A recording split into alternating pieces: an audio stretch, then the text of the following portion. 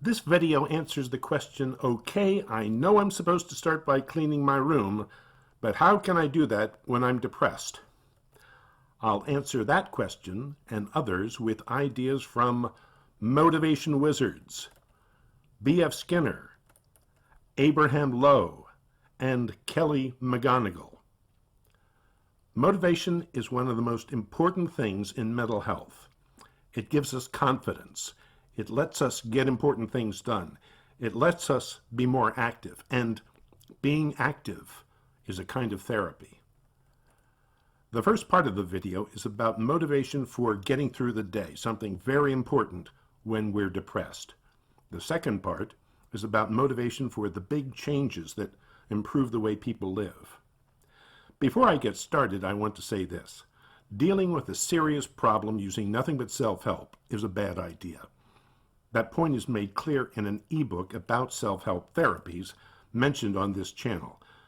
You might want to see the video on this channel that has information about that ebook.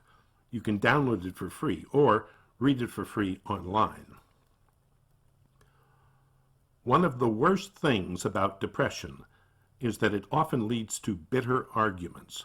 The depressed person says, I can't, and someone says, yes, you can. That's often followed by insults. You're lazy. You're faking. You're feeling sorry for yourself. People say, I know there are things that will make me feel better.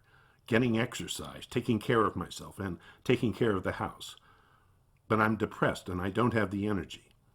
Here's the good news. Depression doesn't take away our energy. I'm not talking about fatigue, which can be caused by a variety of illnesses. Depression conveys a false sense of fatigue. The energy is still there. It's just a matter of getting access to the energy. It's like trying to get cash from the ATM if you can't remember your PIN. This is about getting our energy back with simple methods that have been helping people for generations. Methods that have helped people since as far back as the 1930s.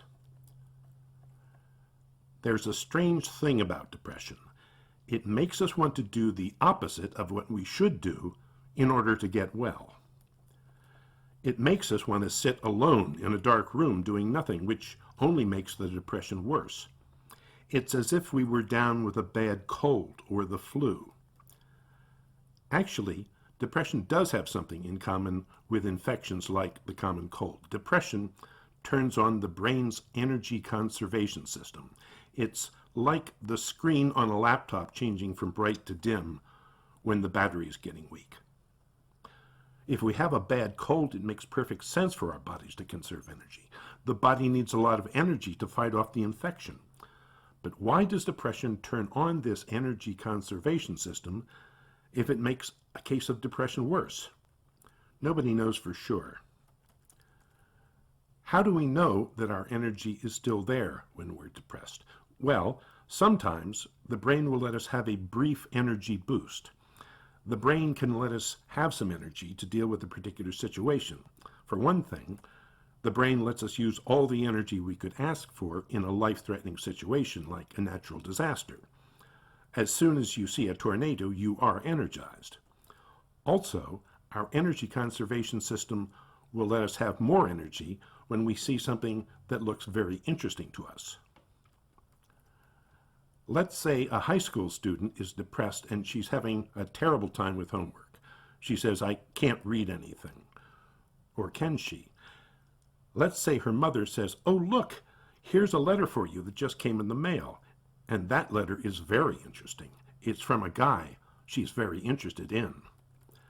You can imagine what her mother will say. Aha, you can read. Unfortunately, that spike in the girl's brain power doesn't last very long. She needs something more reliable. In a poll of 1,700 psychologists, B.F. Skinner was named the most influential psychologist of the 20th century. His motivation research has shaped the way depression is treated in therapy. We all know that rewards are important. B.F. Skinner is famous mainly for what he learned about rewards. Skinner began his study of motivation by finding out the best way to train a bird.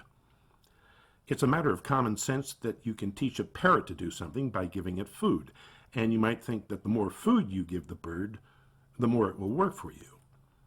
The problem there is that if you give a parrot too much food, it's not hungry. No appetite, no work.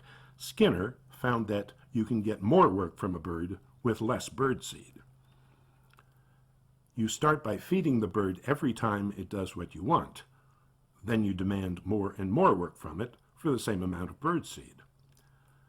Skinner also found that careful use of rewards is much more effective in learning than punishment. What does that tell us about insults? What does that tell us about things like you're lazy and you're feeling sorry for yourself? Insults are not helpful. They're more likely to make things worse. How does all this help us when we're depressed?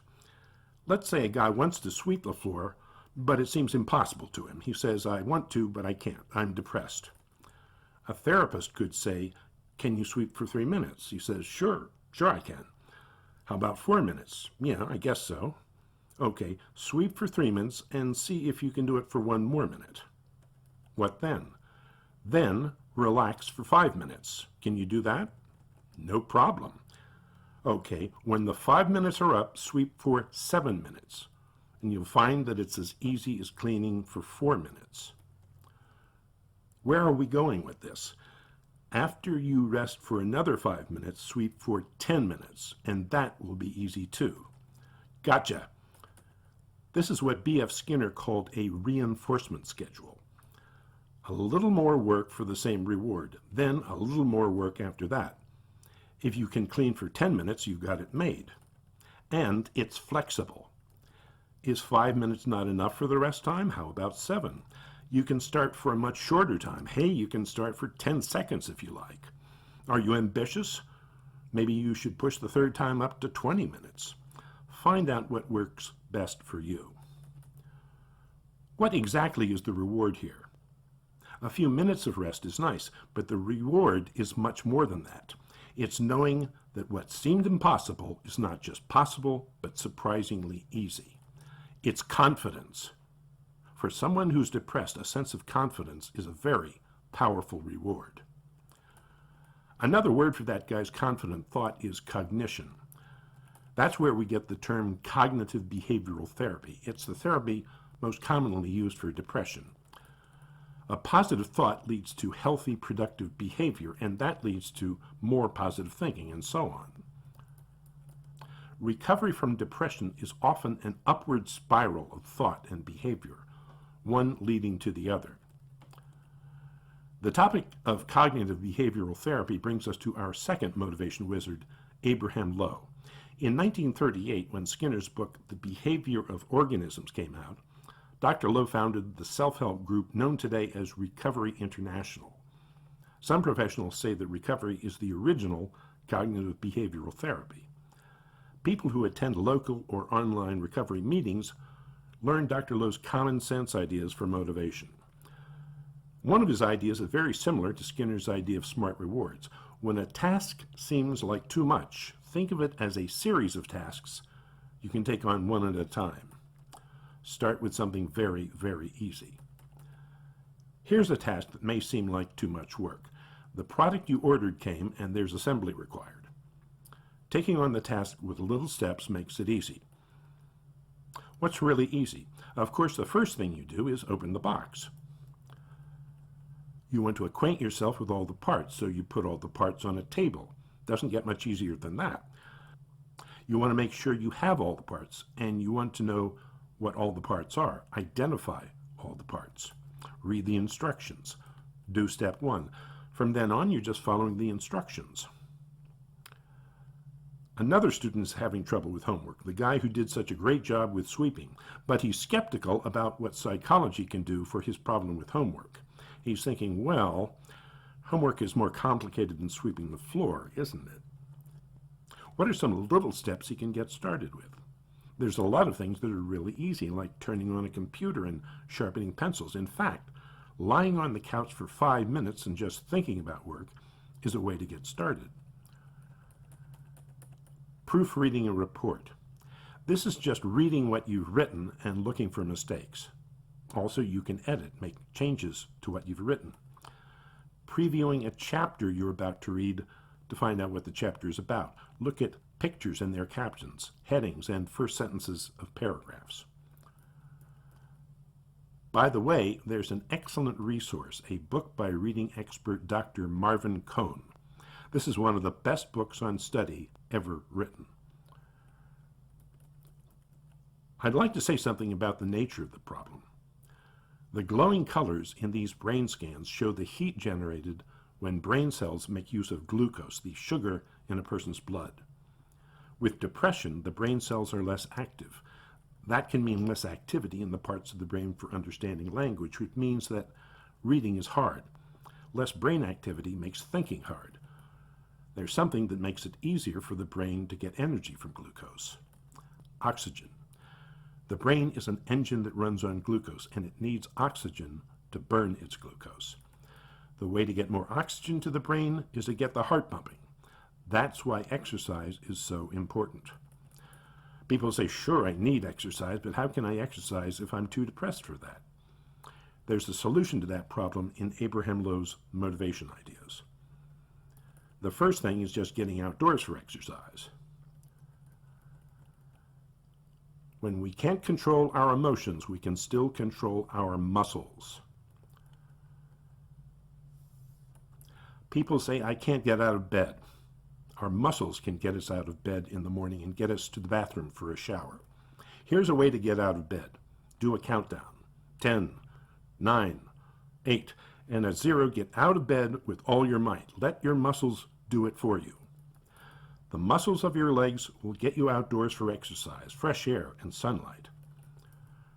The little steps principle works with exercise. Start with light exercise. As little as 20 minutes brisk walking helps, and you can add to that gradually.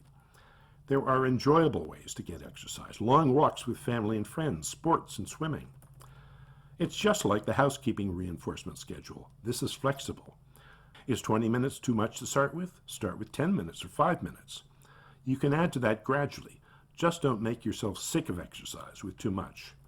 Of course, it's a good idea to talk with your doctor before starting on an exercise regimen. Stress can be very hard to live with. We live in a culture that challenges us with stresses that can be overwhelming. One of the worst things about stress is that it can make us forget our coping skills, the coping methods that keep our moods on track. The result of prolonged high stress is often something that completely derails our lives. Major depression. The way depression disrupts our daily schedules is even worse. With a very bad case of depression, a person is faced with a change as serious as unemployment and social isolation. The activities of daily life are a kind of therapy. Go about your daily schedule as close to normal as possible. If this is slower than usual, that's all right. With a mild or moderate case of depression, people are often able to go to work every day. Even with a very bad case, we can have some kind of daily schedule, and keeping to a regular daily schedule, taking care of ourselves and spending time away from home is very good for recovery from depression. It gives us confidence. Activity is therapy, especially physical activity. When we're depressed, the things we rely on for entertainment can seem boring. That's another problem we can solve by taking things in little steps. The first thing is to look all over, do a complete inventory of entertainments. There's bound to be one or two good things. Let's say a woman searches through her house and sees a box with VCR cassettes, and somewhere in the box she finds The Sound of Music with Julie Andrews. A long time ago, that was her favorite movie. The next thing is to expand the entertainment supply. She can enjoy The Sound of Music, so why not other Rodgers and Hammerstein musicals? That includes Oklahoma with her favorite singer, Gordon MacRae. How about movies with Gordon MacRae? Music. This can be wonderful for our moods. Therapist Steve Velarde says, listen to happy songs, not songs that remind you of your problems. Something that gets us involved, like an interesting hobby, is a kind of therapy. Find enjoyable ways to spend your time. Relaxation is good for depression. It eases the symptoms of depression, and it makes it easier to deal with thoughts that bother us. Meditation and other traditional Asian methods have become part of depression therapy. Finally, I'd like to say a few words about motivation wizard number 3.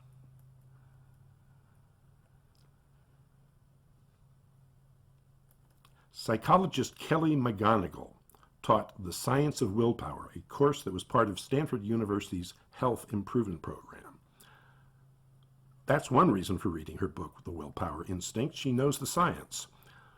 While she taught the course, she learned from her students which of the willpower strategies are most effective, and she learned how to communicate the facts of willpower science most effectively. Her experiences with hundreds of students was an important part of her research. An interesting thing about the Stanford program is that it was available to the general public. That gave Dr. McGonigal access to a wide range of learners, not just university students. In a way, The Willpower Instinct is like most popular self-help books, but it definitely is not. It reads like other best-selling self-help books. It's easy to read and entertaining. It communicates clearly, and it has humor. What separates The Willpower Instinct from the average self-help book is that everything in this book is based on solid evidence. The Willpower Instinct shows you how to rely on the powers you were born with, the power to do what you want, avoid what you don't want, and achieve your most important long-term goals. You were born with these powers. That's why the book is called The Willpower Instinct. In a way, all three of our motivation wizards are saying the same thing. You have what it takes. You have the energy. You have the instinctive drives to overcome your motivation problems. All you need is learning how to use what you have. One more thing.